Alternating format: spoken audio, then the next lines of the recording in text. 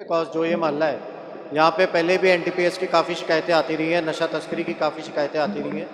तो कोई law and order issue ना बने, किसी का नुकसान ना हो, तो इसलिए यहाँ पे पुलिस प्रोटेक्शन दी गई। ये लेडी जो है, इसका नाम रिंकी है। इस पे 10 पर्चे दर्ज हैं।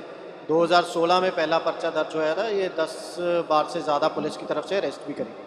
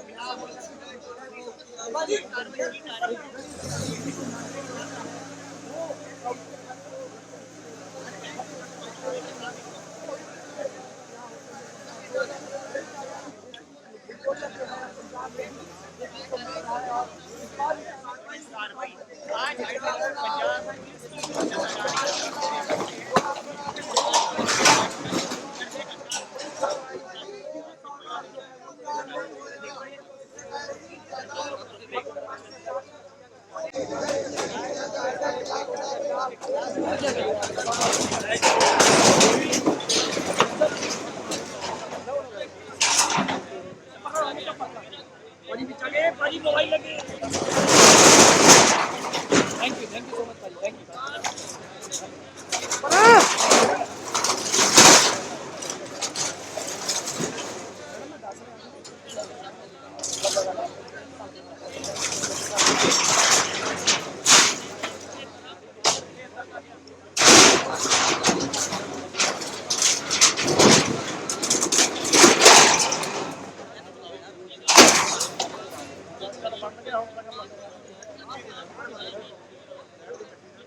ਰਾਹੁਲ ਨੂੰ ਕਿਹਾ ਸੀ ਲੈਟ ਨੂੰ गो भाई लाइट भाजी भाजी भाजी बाकी भी चलना लाइव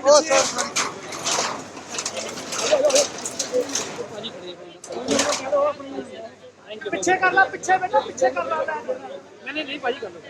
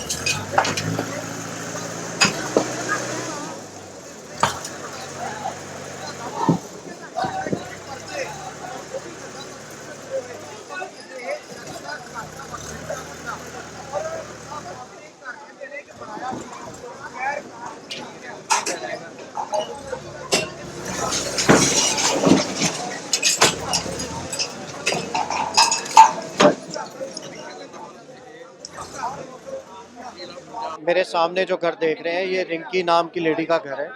इस पे मल्टीपल पर्चे दर्ज हैं, एफआईआर दर्ज है एनडीपीएस की। जो इलीगल स्ट्रक्चर इसने खड़ा किया है, उस इलीगल स्ट्रक्चर को डिमोलिश करने के ऑर्डर है एडमिनिस्ट्रेशन की तरफ से।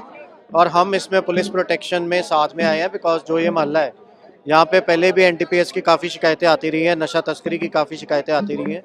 तो कोई लॉ एंड ऑर्डर इशू ना बने, किसी का नुकसान ना हो, तो इसलिए यहाँ पे पुलिस प्रोटेक्शन दी गई। सर किसके ऊपर कार्रवाई? ये लेडी जो है, इसका नाम रिंकी है। इस पे 10 पर्चे दर्ज हैं। 2016 में पहला पर्चा दर्ज हुआ था। ये 10 बार से ज़्यादा पुलिस की तरफ से अरेस्ट भी करी गई। हाँ, फैमिली मेंबर है। 10 पर्चे।